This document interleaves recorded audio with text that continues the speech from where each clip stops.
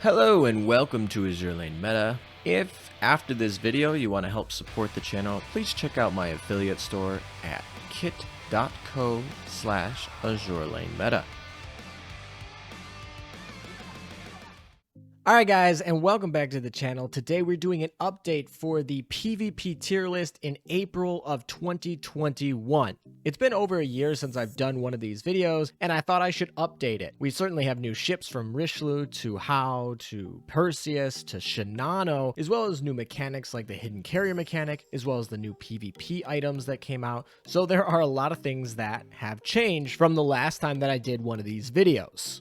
If you've been following up with the channel though, you of course know that I've been working on this project for the English community tier list, and I work primarily in the PvP guide. This section is curated by me with input from the Admiral of the Navy Ninjas. These are people on my Discord server who have verified that they have achieved Admiral of the Navy before, which is the highest rank in PvP. I want to reiterate that this tier list is only for PvP purposes, so if you care about PvE and other aspects of the game, this tier list won't help you out that much. This is looking at it through the lens of how good they are at doing exercises. Of course, good ships here will likely be good in other areas, but we are not considering their strength in any other areas in the game here. As is my nature, I will want to go over a little bit of the guidelines of how I tier and what we're going to be doing today, but if you are impatient and want to get right to the exact tiering that I have, you guys can go and skip to the timestamps in the description, but I feel that it's necessary for me to go over this and tell you guys how I tier. First things first is in this video, we're only going to be focusing on tier 1 and tier 0. Tier 2 is what I consider every ship that is usable for the purpose of PvP, but not best in slot. Tier 3 is things that I would not recommend you use. Of course though, because of the mechanics of how PvP works, you could use potentially 1 or 2 tier 3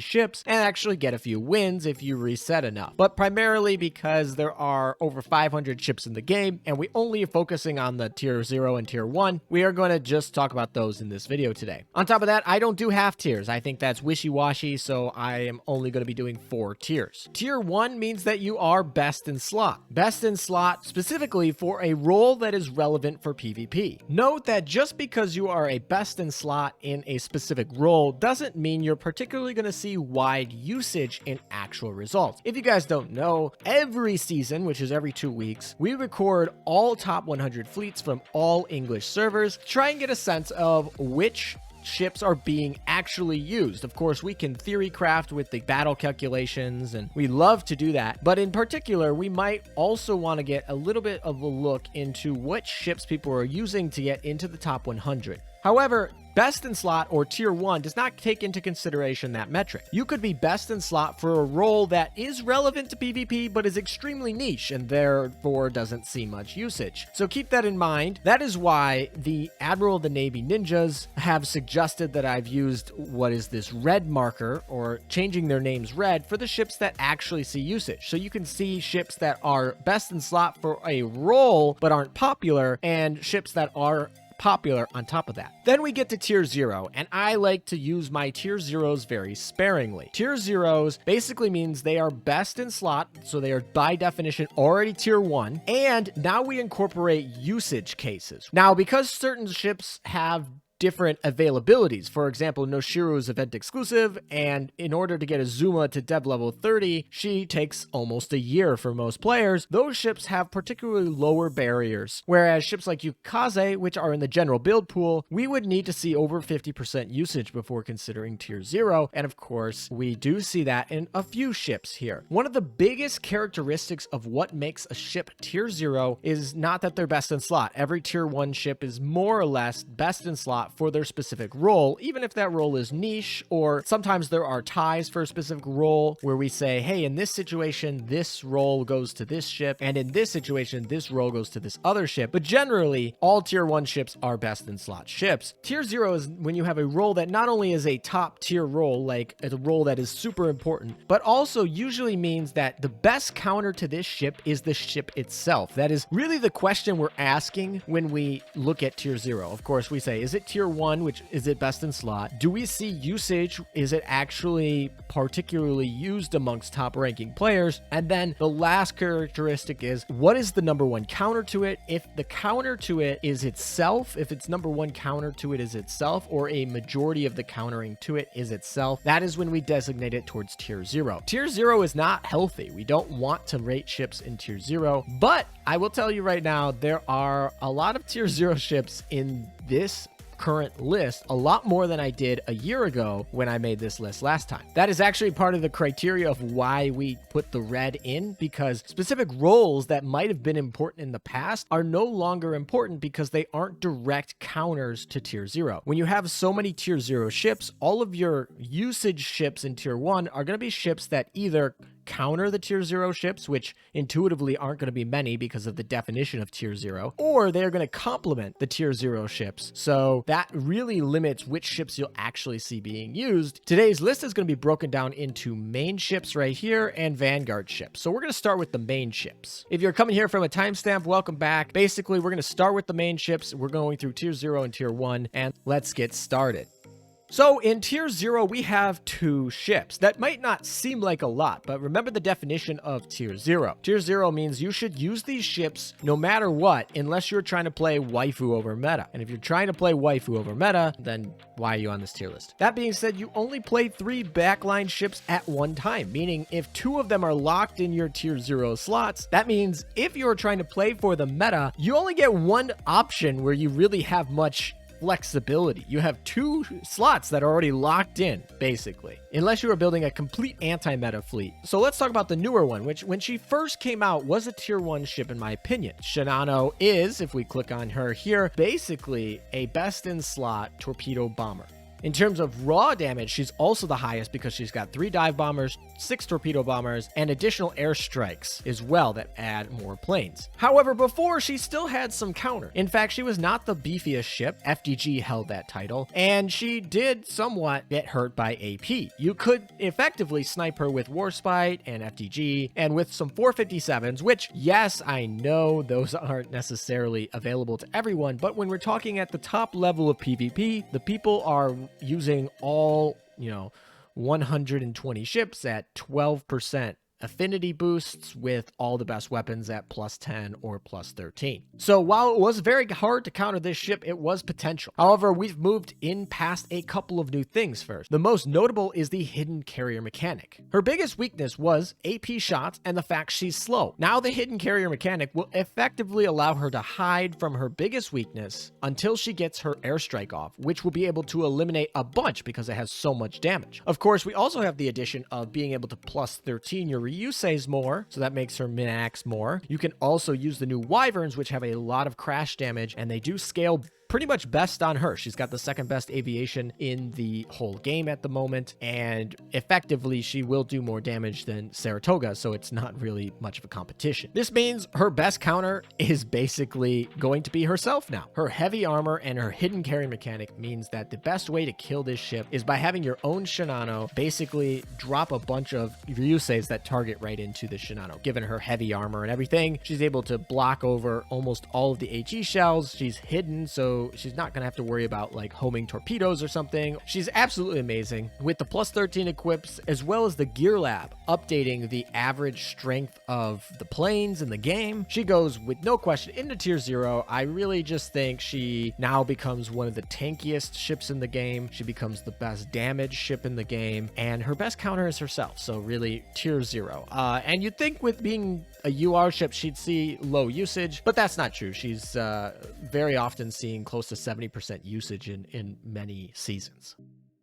Next up, we have Hiru, and this ship isn't too surprising that she's on this list. Hiru has dabbled between tier 0 and tier 1 since the life of her, because in PvP, having 15 seconds of invincibility is amazing. Of course, once she got her retrofit, she was tier 0 until Warspite got her retrofit. Warspite's retrofit was an effective counter to Hiru, and now you could pretty much proc Hiru within the beginning of the battle and guarantee she only gets 2 airstrikes, which is not much more than any other character carrier at the time, meaning she had a counter, she dropped to tier 1. Well, with the hidden carrier mechanic, we now see her back at tier 0 because it basically nerfed Warspite. Warspite is now not able to target Hiru. Warspite will have to target another less valuable target. We're not even taking into consideration that Shinano, the other tier 0 ship you are pairing with her all the time, buffs her by default basically. We are just going on the focus that Warspite can't hit her, which means that you can't early strike her without running something like Perseus, which gives up so much damage from your backline that it's not really worth it most of the time, and Hiru will outperform you, especially if you are on the defense fleet. Her damage output is now with Shinano, as well as her retrofit schedule of damage changing means that she's not too much of a loss, and she is completely a defensive tank. Her best counter, once again, is herself. This is because the best way to get around your opponent's 15-second Hiru is to have your own Hiru that is invincible for 15 seconds, and then it kind of just cancels it out. As long as you proc their Hiru first, you are going to be fine. This means the best ship to counter her is herself, and that's, by the way, definition of tier 0, going from tier 1 to tier 0, and she sees usually over 60% usage too, so not particularly a rare ship to see. If you are fighting at the end of the season for a top 100 rank, it is impossible to not run into her. She's very available to everyone too. You can grind her pretty much at any map. So it's really just anyone who's at that level has access to her, and she's amazing. Let's move down to tier 1 here. We have a lot more ships here, as should be, because like I said, we use tier 0 sparingly. Remember, this is for April of 2021, so this could change as early as the Italian event that should be coming right after this list goes out. So be wary, look at that Italian event. I'll be excited for that. But remember, the red ones are the ones that we see significant usage of. These are ones you'll probably run into, and then the ones that are in this blackish gray are ones that are not particularly popular, at least amongst the people who are doing PvP regularly. Of course, this could be because of fan ships as well as availability, so these are just raw numbers for the red, so don't particularly read too much into it, but it is there for your information. First up is Nagato here, and she is the most popular favorite to mix with the top two. She gives a amazing 20% aviation damage boost to those two carriers above, and of course, if you're running a Vanguard, you're probably going to be running IJN. She buffs the whole faction, and if you're playing PvP, you can reset into a barrage hits, so that low percentage proc of the barrage is not too much of a concern. Her barrage is extremely powerful, and overall, she's not been power crept too much as a BB. A little bit, but not too much. Not so much where her faction buff is not particularly there. She does go into tier 1 though, because she primarily has some problems with surviving, especially now that your opponents cannot target anything other than her. Your opponents are going to be extremely targeting her, and she's not going to be able to survive that with the new power level of some ships that are available right now. And so while she's a nice buff, she's not really a tank, and that's really what she has to be when you run her with the top two. But I still think she is probably for now one of the best options, and she's what I personally use.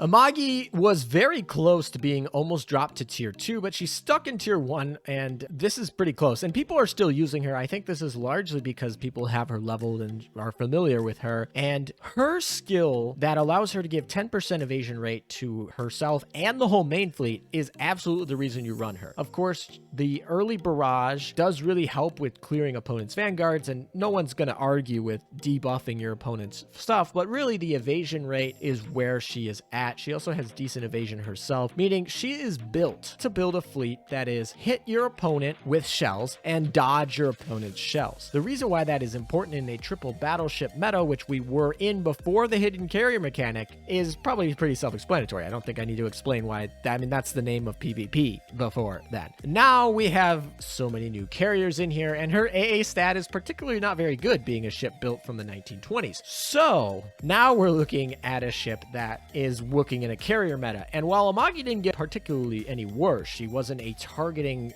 barrage, so her barrage works just as it would before. It can still hit carriers because it doesn't target if you line it up properly. She does have a lot of a good effect on getting your Vanguard to win against their Vanguard, but ultimately AA starts to matter more and evasion rate starts to matter a little bit less, although evasion rate is still more important than the AA. it's still more important on a base level. It's now being more equal. Like, you need both. And she doesn't have the AA. The evasion rate's not as important. And her damage is certainly going to be power crept by a lot of other ships that have come out in the last year. I would say she is one of the prime ships that lost status when we switched to a new carrier meta, and that's because she is built and designed for 3-on-3 battleship fights. Next up, we have Warspite, and surprisingly, after I told you that Warspite was now not able to counter Hiru, you'd think maybe she would get dropped, but she still is the best snipe in PvP, and once again, her snipe is still useful in PvP. As you can see, that people continue to use it. Some people want to use their triple battleship fleets, and most people are not running triple carrier fleets at this point yet. So we are seeing where she can still snipe the one lone battleship that is left in your opponents, and in triple battleship fleets you can have some fun with destroying opponents' vanguards and things like that. She's still one of the best firepower ship in the game, and basically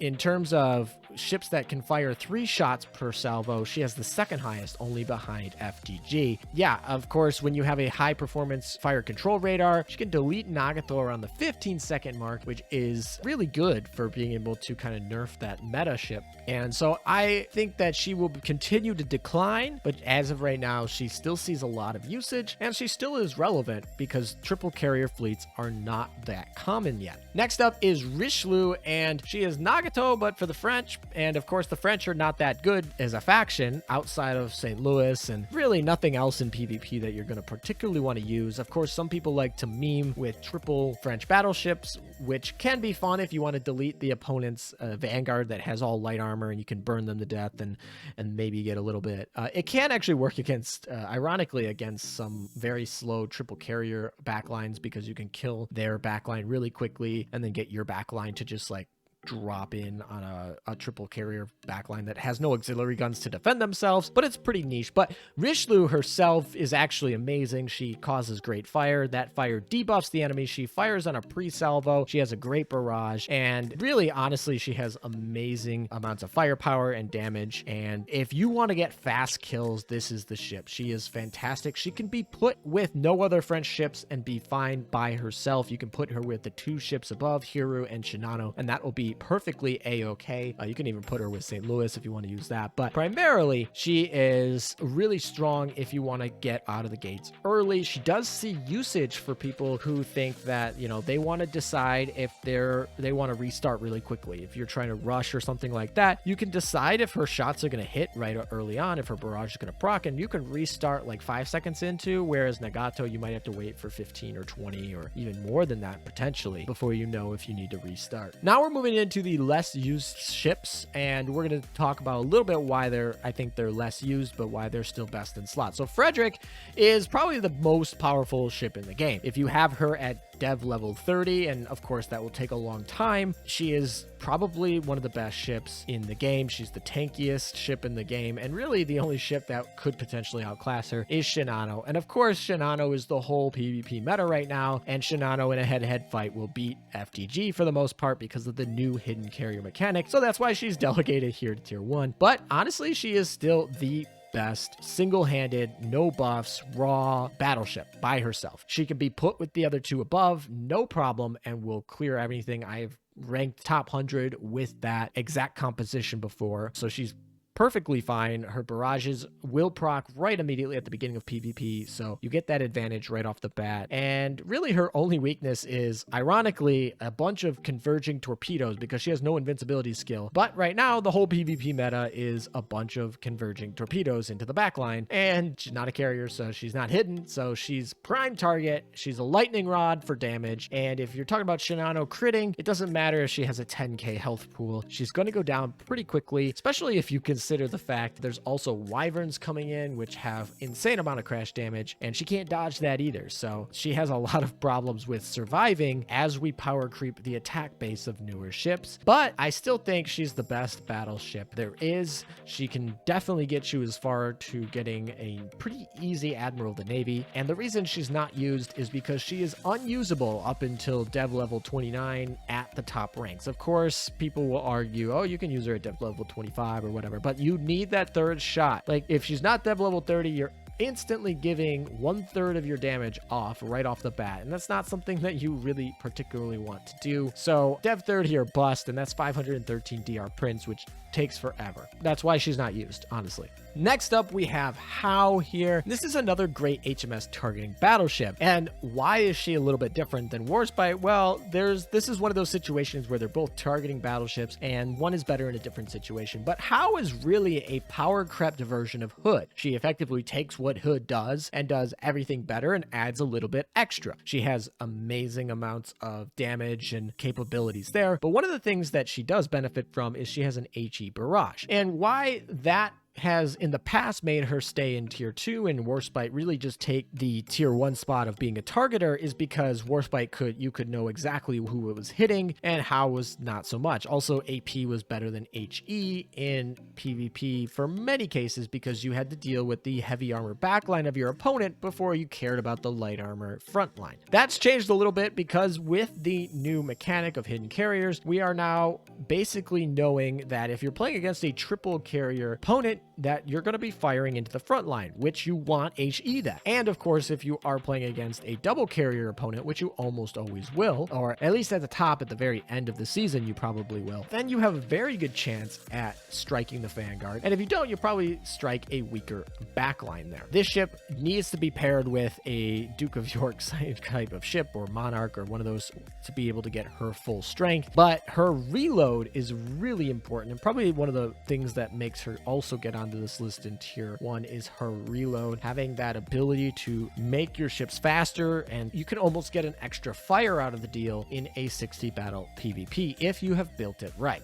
Next up, we have Monarch. She is, of course, kind of bland in my opinion, but she does everything she's supposed to do solid. She has a slow, she fires great, she's a barrage, she has a heal, and of course she triggers How's skills. So she's best in slot for pairing with How in that part. There's not really much to say other than in total strength, she's gotten a little bit weaker compared to the tier 0 ships, but because of that, she's weakened less than such the targeting ships like How and Warspite. Monarch's barrage does not target, so even though she does not get the hidden carrier mechanic, because if you guys don't remember, hidden carrier mechanic not only hides the carriers, but gives extra damage while they are hidden that they are able to deal. So she is getting worse because she's not a carrier, of course, but she is getting less worse comparatively to her HMS counterpart. She still sticks in tier 1, and you will see her from time to time. Overall, as you do see a little bit more of power creep in the damage frontier, though, her heal becomes less relevant. Next up, we have Akagi, and of course, we have Kaga here as well. So I'm just going to talk about them together here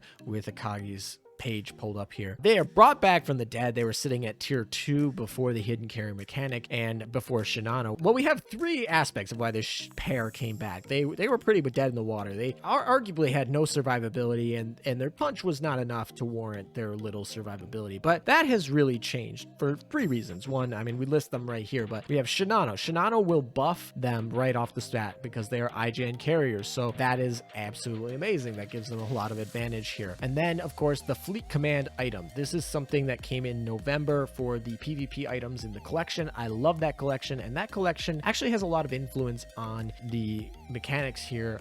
A little bit less than the hidden carrier mechanic, which came out in December. So we really only had 1 month of using the new PvP mechanics without the new hidden carrier mechanic. But that month actually had a lot of changes that really helped here. And then Shinano obviously came out in the earlier fall. And then the hidden carrier mechanic, of course, gives them some strength. So those 3 aspects, Shinano buffs them, Fleet Command buffs aviation damage, hidden carrier mechanic not only buffs their damage, but also makes them hidden. Now, the hidden part is not too important on their defense side, but remember, they're firing very early into the range, which means they will be firing their airstrike against your opponents right off the bat.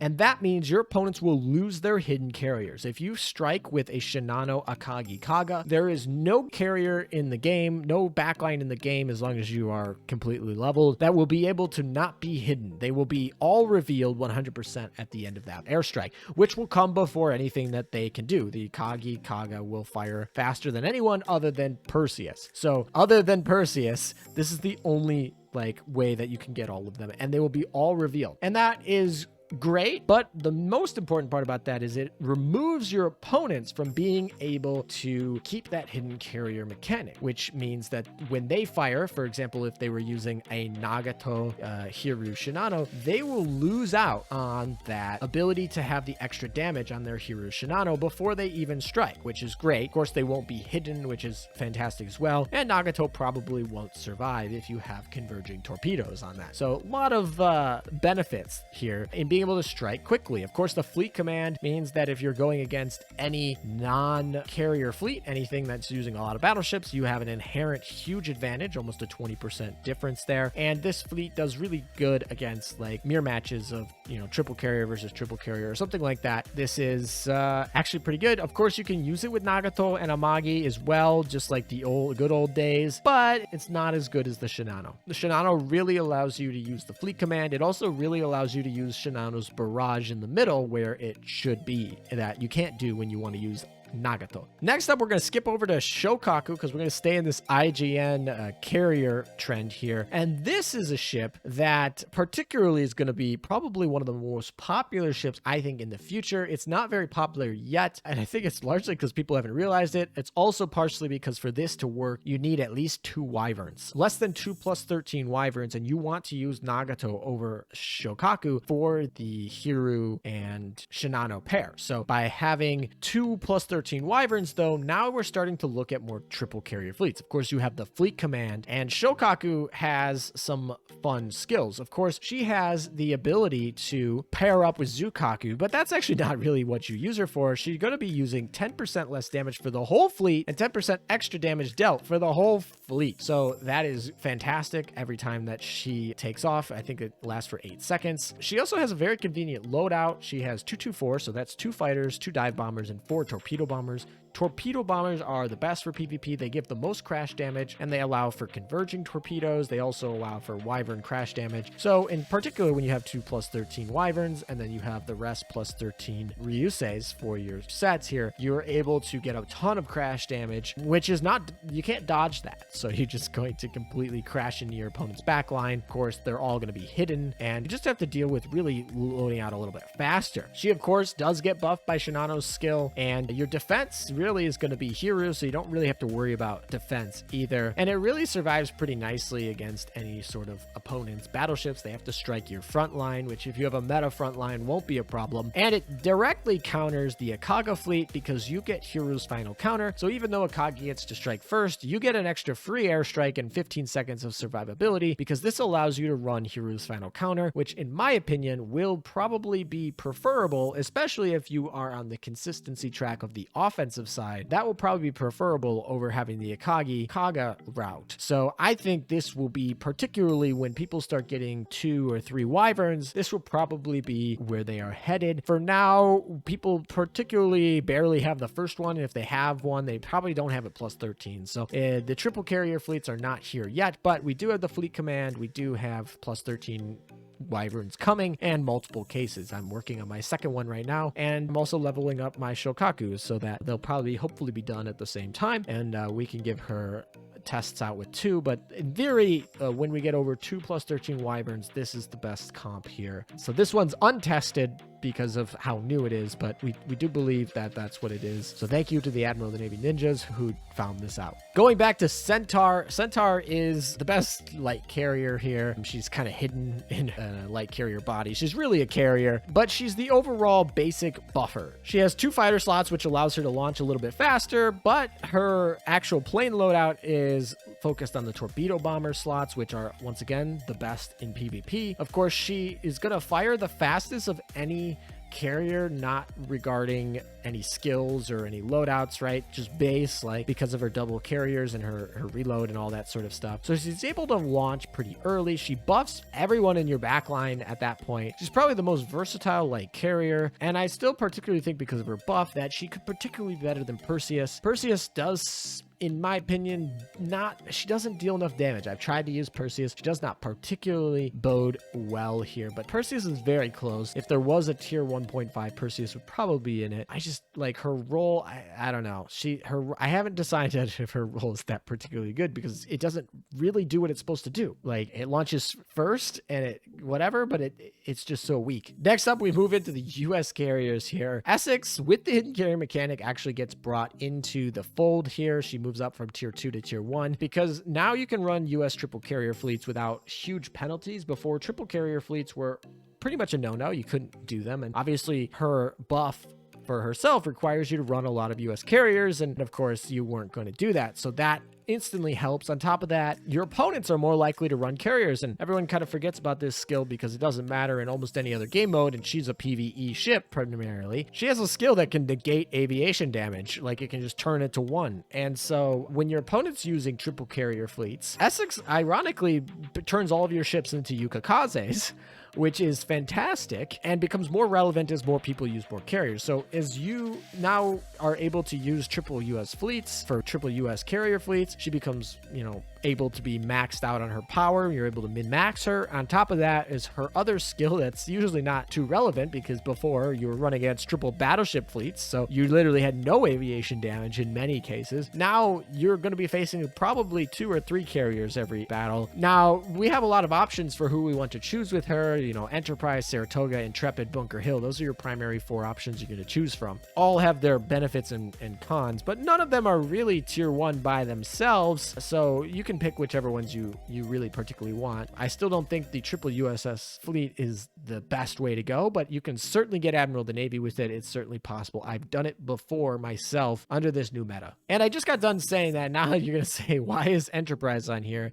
And honestly, Enterprise is somewhat going to be used in the Essex fleets by default. I would primarily use her as one of my top choices for pairing with Essex, but she's not on here because of anything she does on that US carrier fleet. She's on here because she's a really annoying defensive stall. We do have to remember that there are roles in PvP that focus on primarily stalling out defense fleets, and this is something that Enterprise does really well. Of course, Hero does it probably a little bit better because guaranteed 15 seconds, whereas Enterprise procs at 70% chance and doesn't primarily be invincible to everything. She can still take damage when your opponent rams into you, and of course it only lasts for 8 seconds. However, double damage is fantastic and can win you battles you have no business in winning, and of course the invincibility, if it times up well, will force your opponent to reset, and ultimately that is all you're trying to do on defense. If you can get them to stop rushing and reset, you have done your job on defense in terms of stalling them from rushing as quickly. Of course, a lot of people don't care about defensive fleets because they're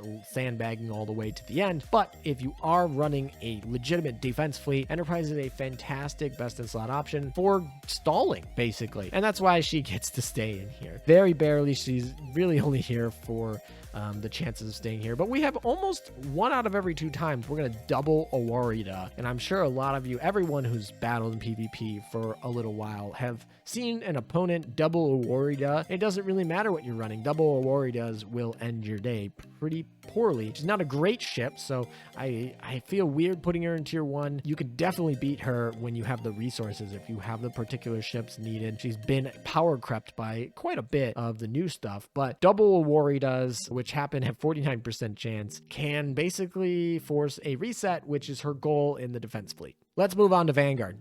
All right, so in Vanguard, we have a really awkward situation of we have 4 tier 0 ships. And if you guys probably realize this, we only have 3 slots to play Vanguard ships. So which are the 3 that we should choose? And does that mean that everyone else is pretty much dead and you shouldn't use them? Well, we'll get into that. But effectively, if you're choosing a Vanguard, you should choose 3 of these 4. And honestly, you could pick any 3. You could throw any random 3 that you want of these 4, and you have yourself a top tier, best in slot Vanguard, basically. Some of them are a little bit better for what they do specifically, but largely you're picking 3 of these 4, and that's really about it. Unless you're playing torpedo memes, but we'll get in that when we get into tier 1. But let's start off with Azuma, who is probably the least used, and that's not because she's not the best or because she's the worst of the 4. It's basically because people are waiting for her to be Dev 30. Azuma probably is definitely tier 1 at Dev 25. Potentially, you probably start using her at dev level 25. But, you know, to finish her, she needs to get to dev 30. And once again, that's just as hard as getting FDG to dev 30. We do see more usage, though, because basically FDG is not a tier 0 ship. So people don't have to use her and not rush and get her. But Azuma is. And so everyone who basically has Azuma is using her. We don't particularly hold her to that 50% standard, but she is used quite a bit. Largely, she has the highest HP pool of any Vanguard ship, which 8k HP. She can go to heavy armor, but primarily in PvP with all of the torpedoes and the aviation damage that we now have, you're not really particularly looking for heavy armor, but she's still the best tank that you can have. Shields don't really matter in the game either, so her lack of shields doesn't matter. She's top tier in DPS as well. She can burn out any light armor. In fact, one of the best ways to counter her weakness, and her biggest weakness, is torpedo memes. That's really why we've put her in tier 1 in the past, is because torpedo memes have been rampant, and she primarily also has this kind of thing where she has great HE damage, which happens to just Shrek through torpedo meme fleets. And so it's kind of like, okay, can my arcing shots hit my opponent's Vanguard, or will their torpedoes crit me? And that's basically been kind of the 50-50, like, and there's somewhat of a counter, but we've moved a little bit away from that because torpedo memes have been on the decline. And this is partially because torpedo memes are primarily focused on doing damage early, and then maybe they can get a couple dodges from the salvos. Well, the torpedo meme ships aren't doing a good job at dodging all this new airstrikes that are coming. Airstrikes primarily kind of just decimate AoE damage, and so there's not as much dodging that can happen when you have a salvo. And so they're becoming a little bit less popular. On top of that, there is going to be new item, particularly the Manju, or the Juno's item, as I like to call it, which we'll talk more in depth about when we get to Juno, that allows Azuma to no longer be placed at the front. No one is placing their Azuma at the front of their Vanguard right now to be available to be critted by all these torpedoes. By being able to move her to the back, or in some cases, people put her in the middle, she's pretty insulated from her biggest weakness, a weakness that is also becoming less popular. So now that she's able to counter that with other ships nicely that you can use, that makes her kind of be her own best counter. Before, her best counter was the torpedo memes, and now those can be countered by very strong airstrikes like a Kagi Kaga, and can also be countered by like a Juno in the front of your Vanguard. So countering that actually means that Azuma is the best way to deal with Azuma, and that puts her in tier 0. I think she's still probably the least likely to stay in tier 0 long term, but I do think that she is a tier 0 ship in today's meta, and you will see her all the time at the end of seasons for top tier PvP. Next up in lowest usage is Noshiru. Noshiru is not even used on the Amagi server because we've not had a rerun of her since before the Amagi server came live. So a lot of new players don't have this ship at all, which means that they have to choose the other 3 tier 0 ships. But if you are an old boomer like me, then you can go and you can use Noshiru, and Noshiru is single-handedly the best frontline buffer in the game for PvP, of course. If there is a torpedo fleet, it has Noshiru in it if it's best in slot. In PvP, of course. If you are using the Noshiru Buki fleet and try to use a 3rd slot, then that's fine. If you're using the Noshiru Jinsu plus another destroyer such as Yukikaze or Naganami, then you're still using Noshiru. You have to use Noshiru to be a best in slot torpedo meme fleet. Of course, you can use Jinsu to substitute, but the fleet will be better with Noshiru because Noshiru is better in PvP because of different aspects of the evasion rate and things like that. But there is no best in slot torpedo fleet without Noshiru, so you need to use her for that. Now that puts her in tier 1, but what makes her tier 0 specifically? And that is because what is the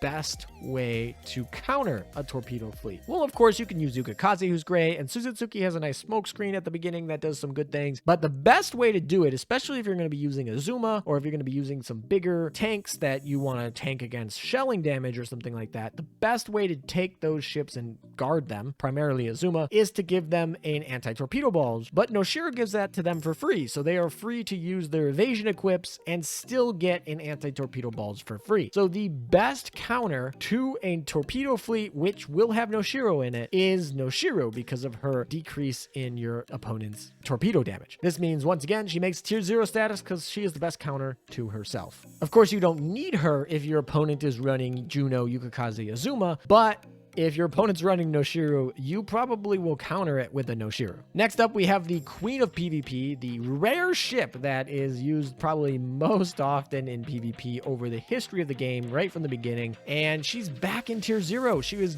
down at tier 1 not too long ago. We thought we were getting rid of her. Her lack of damage was starting to get power crept to the point where her 25% heal was starting to be questioned, and her survivability was meaning you could delete her before any other bad things happened. This was particularly when the French meta came in over the summer. You were able to delete Juno before she could heal any of your opponent's backline, and that meant that she was basically just a lost cause. And November came, and well, that changed. In November, we got the new the Eagle Union Elite Damage Control, also known as the Manju item, which makes any USS ship invincible for 8 seconds when it would die. This means Juno can no longer be early sniped, and you can guarantee that she will have damage on other ships to heal when she does finally croak. Of course, because it's actually so powerful, you have to resort to usually putting her in the front. If you put her in the middle and the back like you used to, she might actually survive longer than the rest of your fleet. But putting her in front's great because that means she gets to soak up all those torpedoes, and then any crits come on her, that's fine, and it's absolutely amazing. And then if she can heal an 8k pool of Azuma, that's 2k health that she gets to add to Azuma and anyone else, of course, and your whole backline and Yukikaze, and absolutely amazing item. So this ship went from potentially being ousted,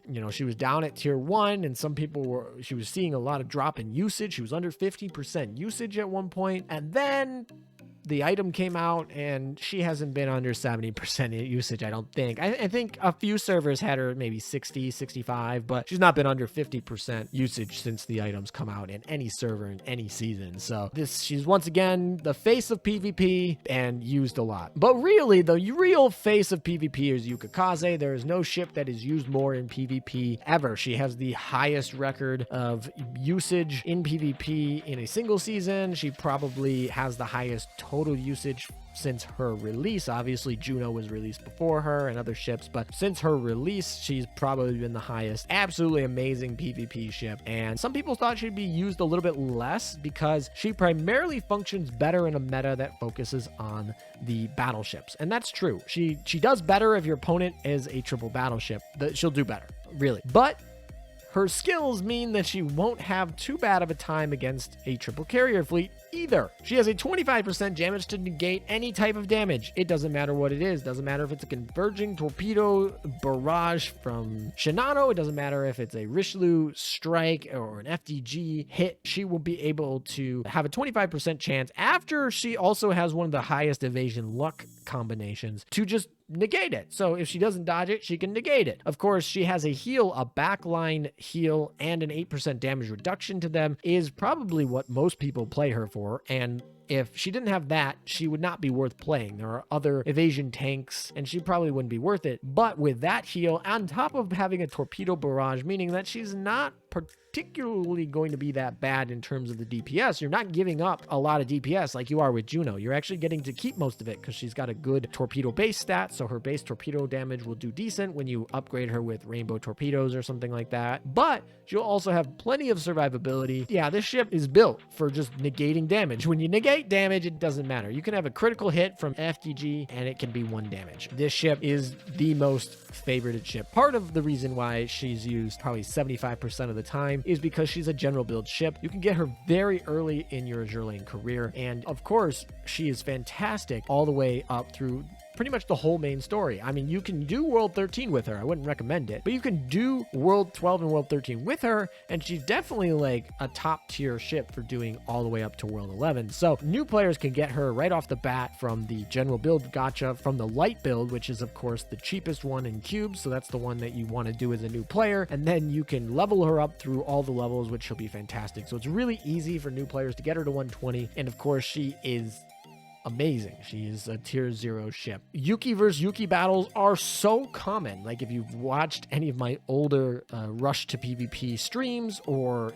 any of my content, Yuki versus Yuki battles at the end of Vanguards are so common, and I think it goes without saying that her best counter is putting another one of her Yuki versus Yuki battles. She certainly got weaker than she was before. We definitely saw her 75%, and now maybe she's in the 67% range right now. So we've seen a little bit of droppage, but primarily I still see a lot of usage. And some people think that when we go to triple carriers with wyverns that are dropping 4 torpedoes across the whole screen, that we might particularly drop her down to tier 1. But right now, as we're seeing what's in the game right now, she's still tier 0 ship. Really good. All right, let's move on to tier 1 here, and there's a lot of tier 1 ships here. There's only 3 of them are red, and these are particularly ships that you might swap in for one of these 4 at the top because of a specific opponent. So let's talk about San Diego here.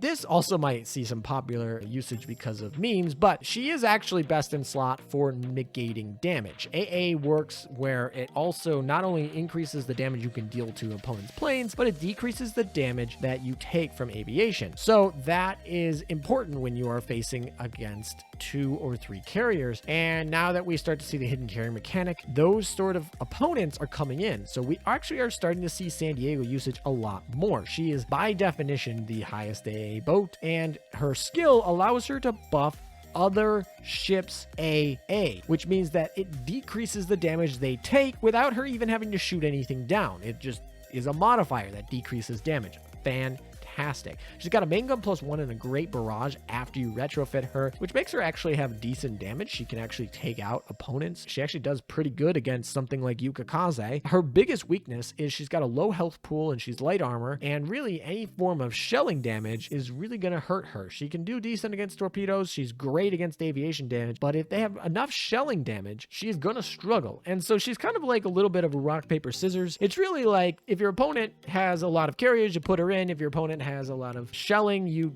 don't put her in. And if your opponent has a San Diego, you put in your battleships. And if your opponent doesn't have a San Diego, you put in your carriers. It's kind of like that. So we do see her quite a bit. And the reason why she's particularly better than having like an AA gun +1, like something like a Cheshire, is in PvP, your plane health is ×4, which means you're not going to be shooting them down. Even Cheshire is not going to be shooting down most of your opponent's stuff. And that reason is you actually care more about just stacking the AA stat to reduce the damage modifier a little bit. That puts her best in slot. Because we're on the AA topic, and I don't want to go into it again too much, and maybe there'll be a video if you guys really want it. I'll do a video on AA, but we'll talk about Seattle because Seattle's kind of in that AA category too. You're not going to use Seattle particularly because she's got 2 AA gun slots. You actually would prefer her to have the main gun +1 than the AA gun +1 once again, but she does get 15% AA efficiency. She has a great AA stat, and honestly, she's probably the best stable tank in terms of the current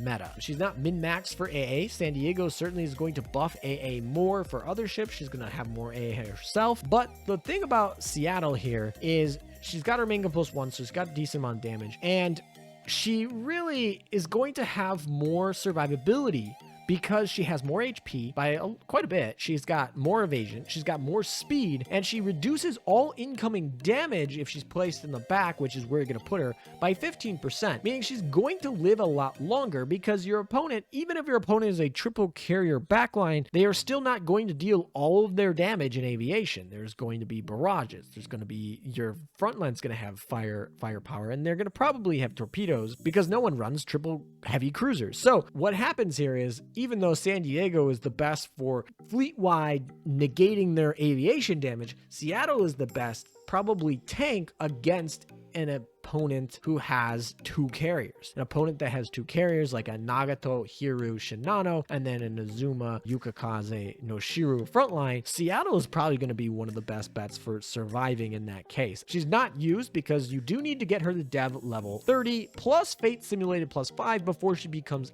anywhere near tier 1, because she does need her to have her skill when you have the new mechanic that allows her to get buffs when there's air parity. When you're in PvP, we've tested this. I don't know if this is how it's supposed to work, but it's how it works right now. You count as air parity in the battle no matter what. So when you enter the battle, it counts as air parity, which means that Seattle's Fate Simulated +5 skill will trigger, and that is really pretty good. She's pretty niche, and San Diego is 8 times more popular, whether that's for the memes or because of the availability or whatever it is. But I do think Seattle, in terms of her by herself surviving, is amazing, and I've started to see some top players use her, but she's not particularly widely used yet, but she's a great AA tank. Anyway, back to the highly used ships. We'll go back to Jinsu and Naganami. We'll have to talk about them kind of similarly because they're used in the same fleet. The only time you use these two ships is when you use them in the same fleet with Noshiro. So you're going to use this kind of L form here, but we'll talk about Jinsu here. She's the best torpedo buffer in the game in terms of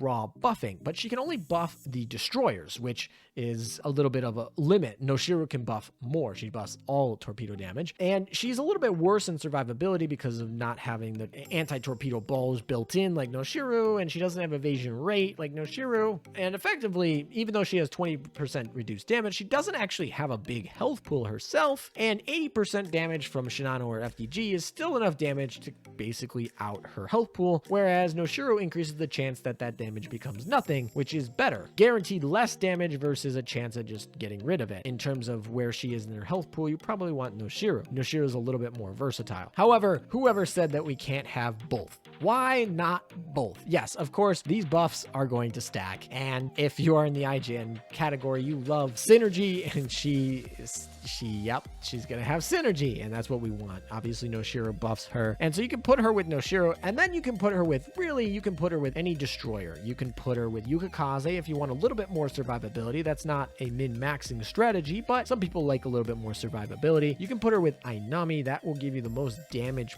per single torpedo, but the best in slot option here and the most popular option here is Naganami, a really rare elite ship from the rerun from Crimson Echoes. She buffs torpedoes too, and I mean she can buff the other two, and since they all kind of buff each other, that means all of their slightly above average torpedo stats for the IJN now start coming into amazing levels. She's a little bit more tanky than Ainami, but that's not primarily why you use her, but really why you use her is she puts more torpedoes in the water. She has a torpedo barrage thing basically that allows her to spam extra torpedoes in the water, which means that more are going to hit, and these are all going to be triple buffed torpedoes. It's better than Ibuki because these torpedoes can actually be buffed by Jinsu, whereas Ibuki cannot be buffed by Jinsu. And so in terms of getting the most damage in the water effectively for PvP, you're going to have a Naganami buffed by Jinsu and Noshiro, and that actually works pretty well. The next part about this fleet is it all happens right at the start. They're all preloaded torpedoes, and you can know 10 seconds in how they did. Did they crit? Did they hit? Did you hit your anything that you needed? Did you wipe out?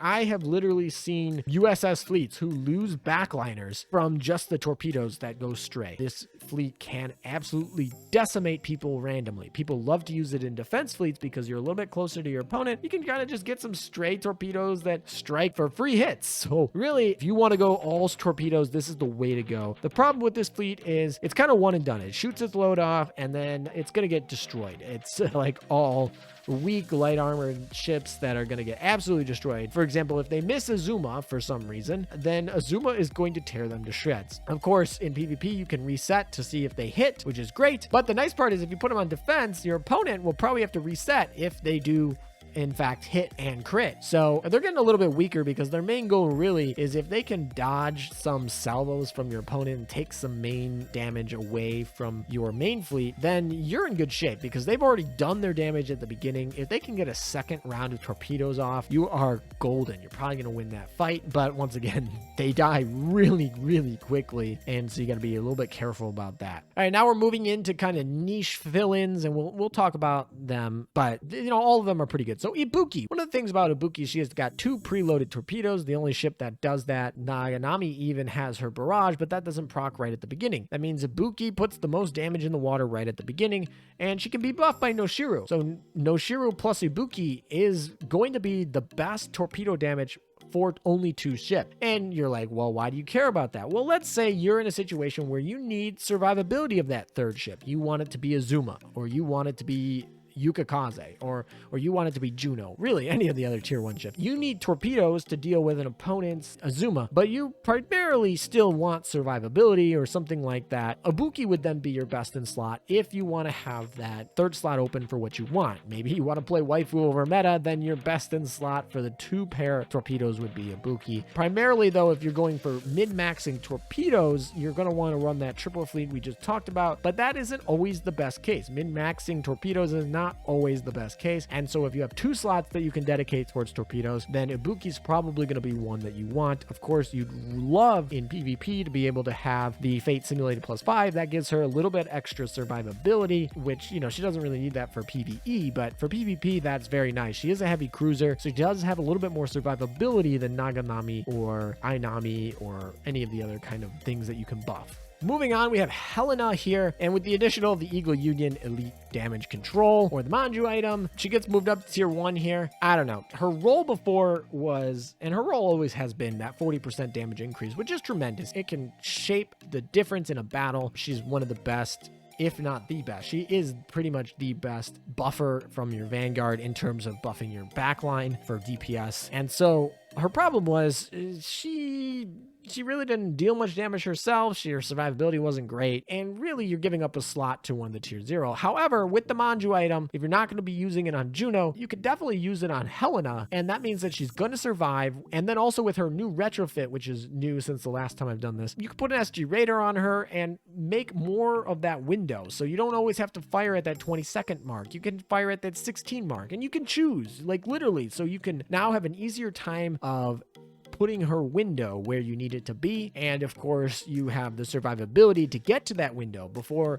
the window was very rigid. At that 20-second mark, you had to be in it. Some ships just couldn't physically get there. And of course, it doesn't proc that much. It's kind of a rare proc. She doesn't always live to that. And now it's a lot easier. You know she's going to live to that with almost guaranteed certainty due to the Manju item, and then you also have a window that allows you to play with it a little bit more. You can speed it up if you need it, and of course other survivability aspects increase. You know, she increases the survivability of the whole Vanguard fleet after her retrofit, so the combination of the retrofit and the Manju item puts her back into tier 1, where her role of buffing your damage actually becomes relevant, whereas before it was like, oh, it's kind of like niche, but she could never survive there. You can't really time it great, and she's kind of a waste of a slot. But now she actually protects everybody else a little bit. She can survive there, and she can also change her window a little bit. Next up is Drake, and most of this is speculation. I don't have a Dev 30 level Drake, but some people do. And basically, from what I can tell, she's the best CA or the heavy cruiser in the game. Sure, Baltimore and Bremerton are around there, but Drake just outstats them. If you give Drake the Drake gun, which is that normal ammo heavy cruiser gun from the research in PR3, there's no better heavy cruiser. Now you can see here in this year, I wrote this.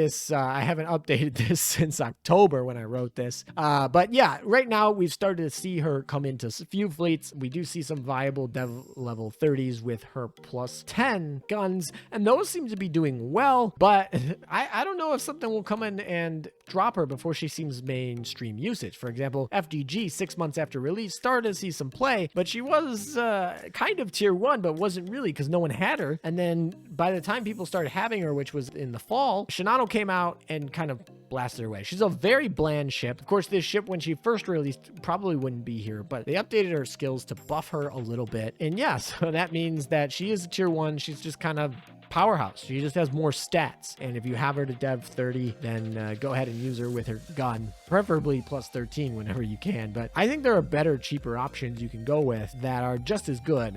And so that's why she's not going to make it to tier 0 yet. Also because she's not used, because she's not really available yet. So she sticks in tier 1. We'll get a little bit more data on that, but she's pretty powerful. Neptune's probably the closest to being removed off this list. She's been in tier 1 since she's come out. She is probably the AP ammo queen of the Vanguard. She buffs AP damage. She of course has a great barrage for AP damage dealing. She deals damage in AP chunks. So if your opponent has medium armor stuff, she's great at taking it out. Unfortunately, a lot of Vanguard of your opponent will have light armor, so it's not extremely relevant. She is just tanky enough. She's got a self 25% heal, but that's very quickly becoming not enough as we power creep the damage a little bit. But we do see an emergence of cruisers being more popular, so cruisers tend to have medium armor, so Neptune can shred them a little bit. I do think she's a little bit underrated, but she's probably the weakest of these tier 1 ships that I I have listed, but we did keep her here. Maybe next list, tune in and see if she falls off. St. Louis is a ship that was probably my most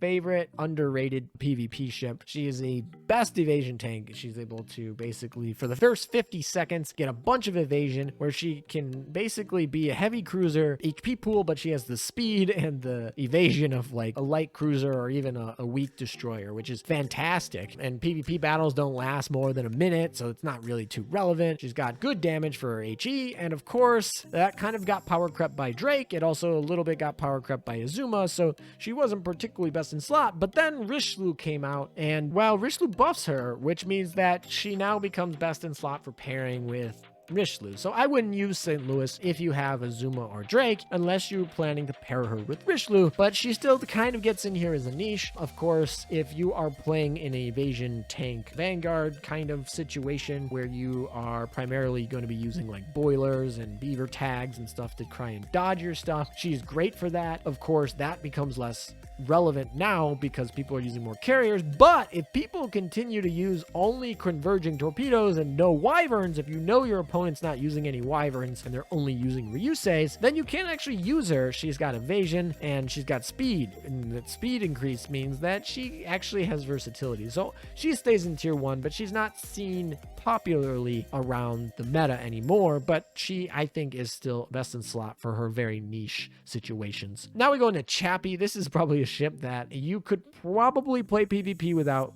running across in a defense fleet, because this is an offensive substitution. So when you are playing against other people, you're playing against their defense fleet, which inherently has specific types of ships. This role that Chappie plays is actually an offensive fleet. What she does is she destroys destroyers. She decreases their evasion rate, which is amazing, and she increases the damage dealt, as well as increasing bullet velocity, so they can't dodge her bullets as well, and she decreases their raw damage, which evasion rate, that's the best one that you can nerf, and then you of course increase the damage at the end. The best modifiers for that, it only applies to destroyers. You could also use Aurora, which applies to light cruisers to a less extent, but Chappie actually is a great ship outside of that. Chappie has a main gun +1, she's got more HP pool, she's also got some barrages that will deal fire, and of course if you're fighting against destroyers, they have low HP pools that you can burn away, and you basically will be able to use Chappie's decent stats there. So I think Aurora is more versatile, but I think particularly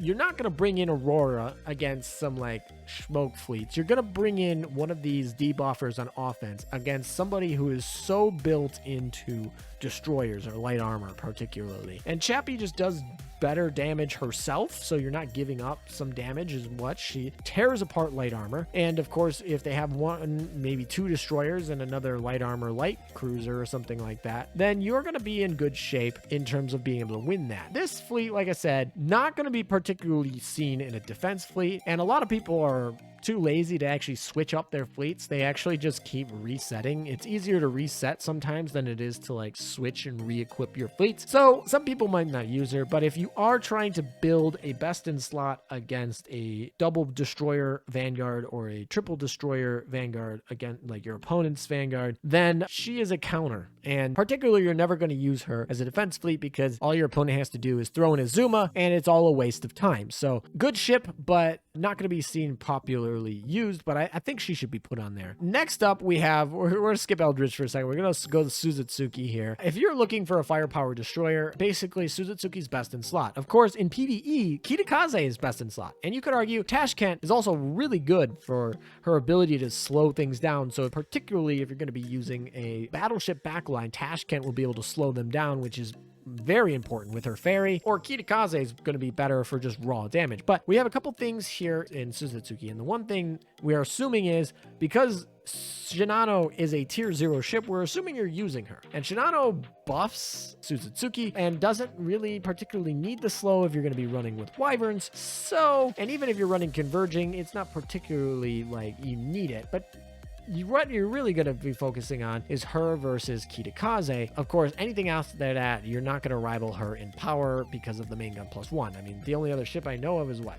Eskimo at this point, and she's an elite. She's not really worth it. So we're only comparing her to Kikaze and Tashkent, and Suzuki just is going to survive longer. She's got that smoke screen. That smoke screen largely is also going to be almost like an anti-torpedo smoke screen. It comes in at that 3-second mark, which means that first wave of torpedoes is going to be free from it. But if your opponent's running what I'd call like a triple torpedo meme fleet, you know, when they get to the edge of that torpedoes, when you get to the barrages and things like that, you're going to actually be able to be under a smoke screen, which really helps there. If you're running against any of those early strike like carriers, it helps pretty good there. So she's better at surviving. She's got more evasion and AA as well. She's effectively able to deal with opponents' carriers a little bit better. And so she just synergizes really well with the strong IJN backline that's going on right now. And so I'd say right now she's the best in the slot firepower destroyer and doing that sort of DPS. And so yeah, you can definitely use her. I've topped with her, no problems. I don't think she's like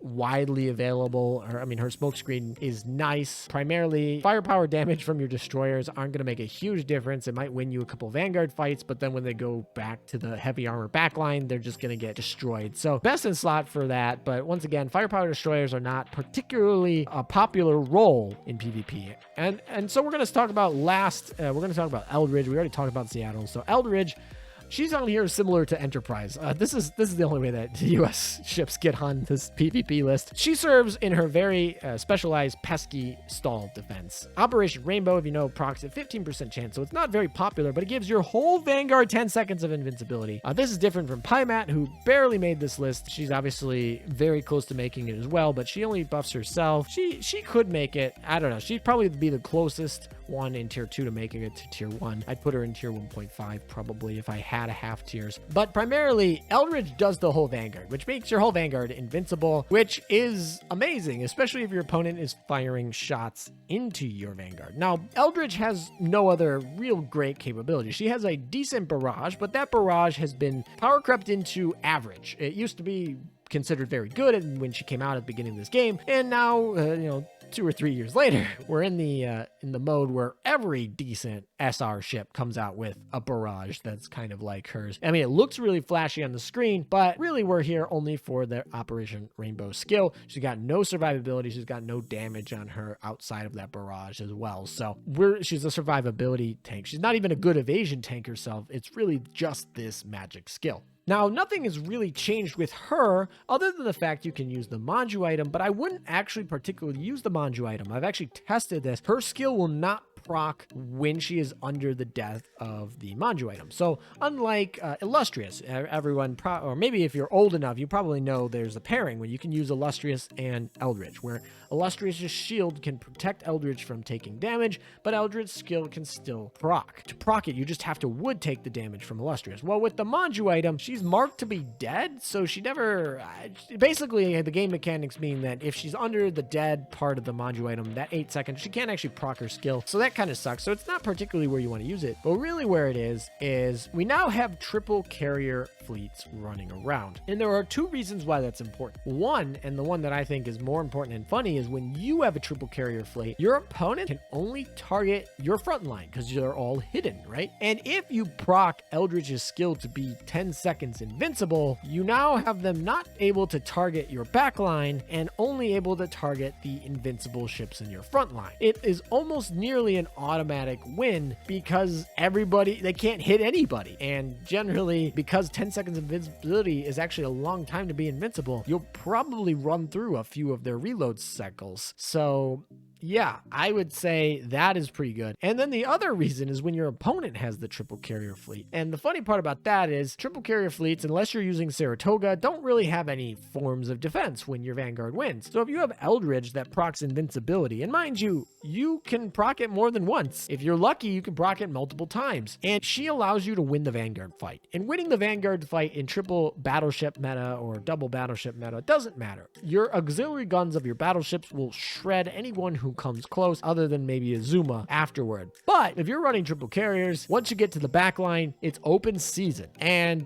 if you can get her to make a Zuma invincible or something like that, you probably are going to win the Vanguard fight. It's probably going to happen. And because of that, you probably will beat a triple carrier opponent. Triple carrier fleets don't do well when they don't win the Vanguard fight. They tend to win the Vanguard fight now with the new bonuses, but if they don't win the Vanguard fight, they're probably not going to do well. So this ship has two uses, and one of them is a reach case. One of them is, let's say you don't have access to some of the tier 0 ships, you can actually reach battles by using enough resets, because her proc chance doesn't proc enough, but when it does proc, you probably will win the fight, so you can use that way. And the more popular use is using her as a defense fleet, where you can literally steal wins when you shouldn't be winning defense fleet battles, and if you don't, you can actually just force them to reset, which will take a long time. So yeah, she's once again used as a pesky invincibility quirk on defensive fleets, just like Enterprise. That's the only reason you use US fleets anyway. I don't even think Seattle's technically on here. Seattle has a real usage, and I guess I'd put Essex on here. So there you go, guys. This is the Vanguard and the main fleet ships here for tier 0 and tier 1. I won't go into tier 2 and tier 3, but how do you guys think we did in our ratings? What do you guys think we changed? And how often do you guys want me to update this? I don't know. I guess there wasn't a lot of things that were happening all of a sudden. They were kind of gradual, and then a year went by and I was like, oh, I should probably update this. I'll probably update this on the guide, which I talked more about on the video. There are some more things that are coming soon. I'm definitely right now, I'm going to be working on this page right here so you guys can use what equipment's with that. But yeah, let me know what you guys want from future videos and stuff. And I don't even know how long this video is, but it's probably pretty long because I get long-winded when I talk about tier lists. But thank you guys for watching. Subscribe to the channel if you aren't already and you are interested in more information about Azur lane like this.